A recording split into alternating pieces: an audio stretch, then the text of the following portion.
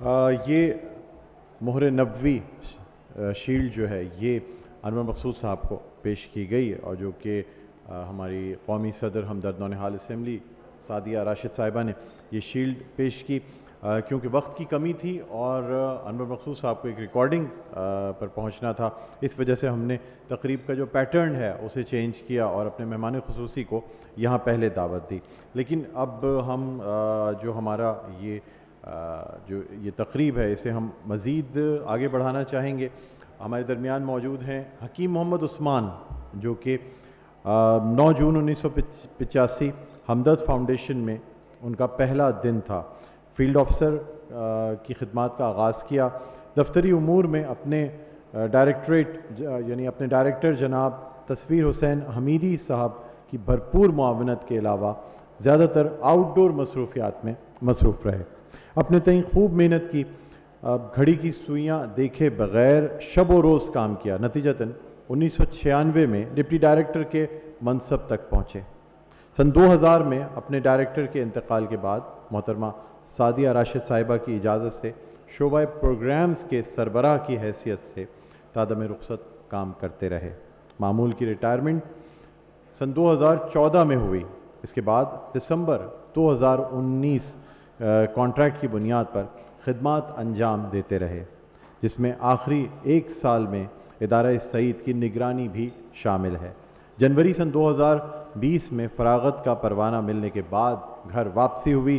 اپنی پوری عملی زندگی کا حاصل اور نچوڑ شہید پاکستان محترم حکیم محمد سعید اور ان کے بعد تصویر سعید اور تسلسل محترمہ سعدیہ راشد صاحبہ کی طرف سے ملنے والی شفقت, محبت, پیار اور عزت و احترام جو ہے وہ ان کے ساتھ موجود ہے. میں یہاں درخواست کرنا چاہوں گا, دعوت دینا چاہوں گا حکیم محمد عثمان صاحب کو کہ وہ یہاں تشریف لائیں اور اپنے خیالات کا اظہار کریں.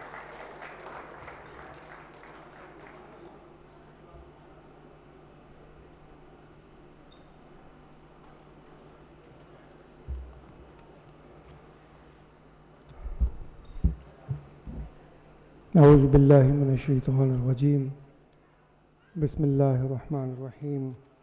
نحمدہ ونصلی علی رسولہ الکریم. اما بعد.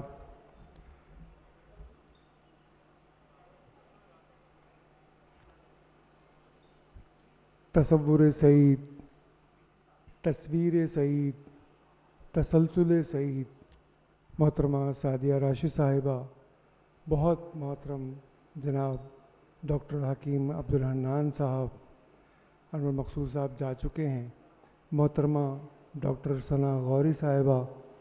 میں بےحد ممنون ہوں کہ آج کی اس پروقار تقریب اور یادگار تقریب اور ایک بہت ہی خوبصورت تقریب میں مجھے آپ نے یہاں بلایا اور کچھ بولنے کا موقع دیا. 35 سال کی یادیں ہیں. 35 سال کم عرصہ نہیں ہوتا. 35 سال کی یادوں کو مختصر وقت میں سمیٹنا بہت مشکل, کسی حد تک ناممکن. کوشش کروں گا کہ اسے سمیٹ سکوں اور کچھ تاریخی پس منظر, قیام کیسے ہوا, کیوں ہوا, خیال کیسے آیا, اس پر کچھ روشنی ڈال سکوں. کیونکہ میرا یہ اعزاز ہے کہ میں بزم ہمدرد نونہال کے پہلے اجلاس سے لے کر 2020 جنوری کے اس وقت کے آخری اجلاس تک میں ہمدرد نونہال اسمبلی اور بزم ہمدرد نونہال سے وابستہ رہا. حکیم صاحب, ہمدرد کا ذکر ہو, تقریبات کا ذکر ہو, بچوں کا ذکر ہو, اور حکیم صاحب کی شخصیت عجیب و غریب ایک خوبصورت حیولے کی شکل میں سامنے آتی ہے. اب بھی جی چاہتا ہے, بہت سے بچوں نے حکیم صاحب کو خوبصورت الفاظ میں خراج عقیدت پیش کیا, تو میں اپنی ایک 4 مصرعے پڑھ کر اپنی گفتگو کا آغاز کروں گا. حکیم صاحب کے حوالے سے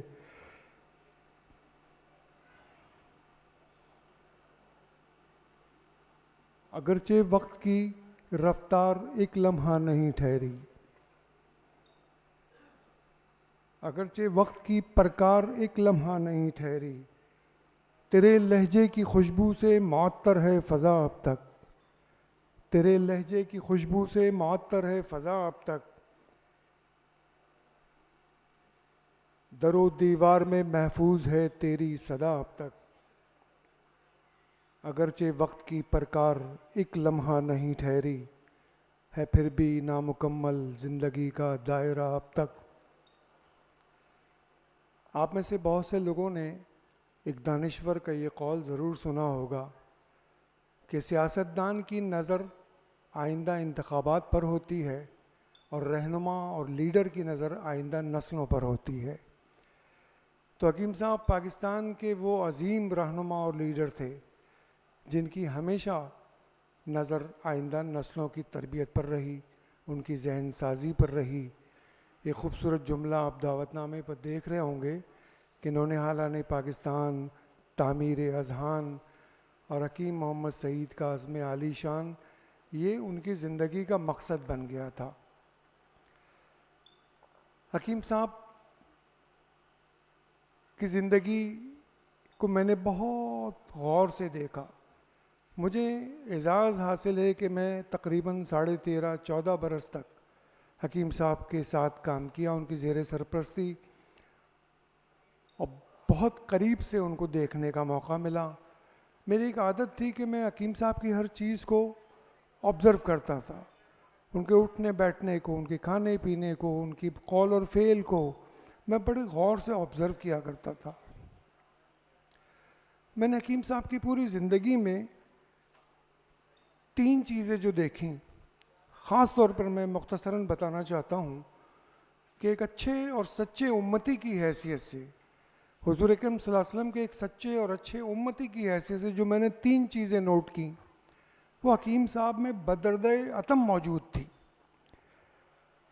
آپ سب جانتے ہیں، سیرت کی کتابوں میں پڑھا ہوگا کہ نبی کریم صلی اللہ علیہ وآلہ وسلم نے کبھی بلند آواز میں گفتگو نہیں کی، ہمیشہ دھیمی آواز میں گفتگو فرمایا کرتے تھے، اور میں نے یہ وصف حکیم صاحب میں بھی بہت غور سے دیکھا۔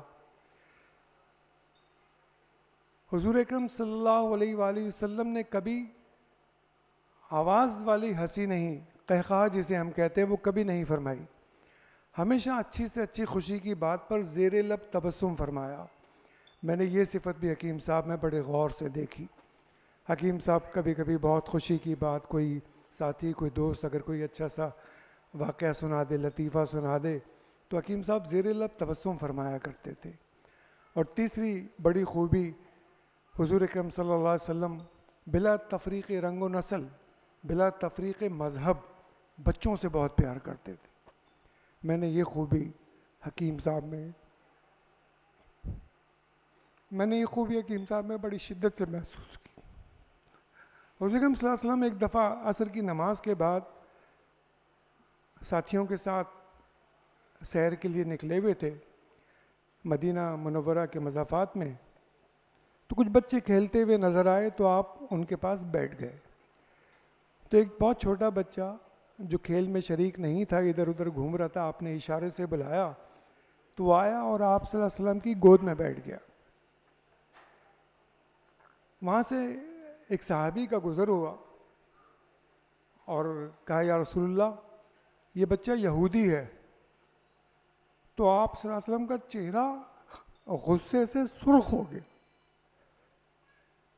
کہنا ہر بچہ فطرتاً مسلمان پیدا ہوتا ہے، بعد میں اس کے حالات اس کو یہودی، عیسائی یا کچھ اور بنا دیتے ہیں، آئندہ کبھی یہ الفاظ اپنے منہ سے نہ نکالنا۔ تو حکیم صاحب نے بھی بلا تفریق رنگ و نسل، بلا تفریق مذہب بچوں سے بے پناہ محبت کی۔ میں ایک چھوٹا سا واقعہ سنا دوں آپ کو۔ حکیم صاحب ایک بار روس کے دورے پر تھے۔ روس کی ایک ریاست تھی بیلاروس، چرنوبل کا علاقہ، وہاں ایٹمی تابکاری، وہاں ایٹمی پلانٹ سے کوئی تابکاری اثرات لیک ہوئے اور بے شمار لوگوں کو متاثر کیا۔ اس میں 20 بچے ایسے تھے، روسی بچے، جو اس تابکاری اثرات سے شدید متاثر ہوئے تھے. تو حکیم صاحب روس کے دورے پر تھے. وہاں انہوں نے معالجین سے سنا کہ ان کا علاج چل رہا ہے، لیکن اگر کسی گرم موسم کے شہر میں ساحل سمندر کے کنارے ان کو اگر 20 دن گزارنے کا موقع مل جائے تو یہ بہت جلدی ریکور کریں گے. ساحل سمندر کے کنارے کوئی ایسا گرم شہر اگر یہ 20 دن گزاریں اور روزانہ سمندر وزٹ کریں 1 گھنٹہ تو یہ بہت جلدی ریکور کریں گے. روس کے بارے میں آپ جانتے ہیں کہ بہت سرد ملک ہے، سمندر وہاں جمے رہتے ہیں. حکیم صاحب نے بلا تردد یہ ذمہ داری قبول کی. وہ 20 بچے کراچی آئے، 20 دن ہمدرد کے مہمان رہے. یہ ہماری ذمہ داری تھی کہ ہم روزانہ انہیں سمندر لے جاتے تھے. بہت سیر کرائی سعدیہ بی بی کے ساتھ. وہ لاہور بھی گئے، وہاں کی بھی سیر کی. تو روزانہ ہم سمندر لے جاتے تھے. جب وہ یہاں سے روانہ ہونے لگے ہیں، آپ گواہ ہیں کہ وہ دھاڑے مار مار کے رو رہے تھے، جانا نہیں چاہتے تھے. حکیم صاحب نے اتنی پیار کیا، اتنی محبت دی ان کو کہ وہ روسی بچے اپنے وطن واپس نہیں جانا چاہ رہے تھے. اور وہاں ایئرپورٹ کے باہر گیٹ پر کھڑے ہو کے کہتے ہیں کہ ہمیں روک لیں، ہمیں یہیں رہنا ہے. تو یہ حکیم صاحب کی محبت کا یہ عالم تھا. میری درخواست ہوگی ان سے کہ میرے پاس 35 سالوں کی یادیں ہیں، تو تھوڑا سا وقت مجھے زیادہ دے دیجیے گا، بڑی عنایت ہوگی. آغاز کیسے ہوا؟ حکیم صاحب تو بچوں کے بارے میں سوچتے رہتے تھے. ایک دن ہمارے ڈائریکٹر تصویر حسین حمیدی صاحب، جو کسی زمانے میں گورنمنٹ میں آرکیالوجی ڈپارٹمنٹ میں ڈائریکٹر تھے، وہاں سے ریٹائرمنٹ کے بعد حکیم صاحب نے ان کو لے لیا. جب وہ آرکیالوجی میں ڈائریکٹر تھے تو حکیم صاحب کو اکثر نیشنل میوزیم آف پاکستان کے سبززار پر بچوں کو جمع کر کے بلا لیا کرتے تھے. تو وہاں سے بچوں کی تقریبات کا آغاز ہوا. حکیم صاحب اسکولوں میں جایا کرتے تھے، تعلیمی اداروں میں جایا کرتے تھے، اور پھر نیشنل میوزیم کے سبززار پر اکثر تقریبات کا انعقاد ہوتا تھا. جب حمیدی صاحب ہمدرد تشریف لے آئے تو یہ پلاننگ ہوتی رہی کہ ہم بچوں کے باقاعدہ پروگرام کریں. تو اس کا نام شروع میں بزم ہمدرد نونہال رکھا گیا، اور سب سے پہلی تقریب کچھ اس طرح ترتیب دی گئی کہ سندھ کی ایک بہت علمی گھرانے سے تعلق رکھنے والی شخصیت پیر علی محمد راشدی صاحب کا یوم ولادت سالگرہ کا دن منتخب کر کے حکیم صاحب نے ان کو مہمان کی حیثیت سے بلایا. پیر علی محمد راشدی، 5 اگست 1985 مجھے آج بھی یاد ہے.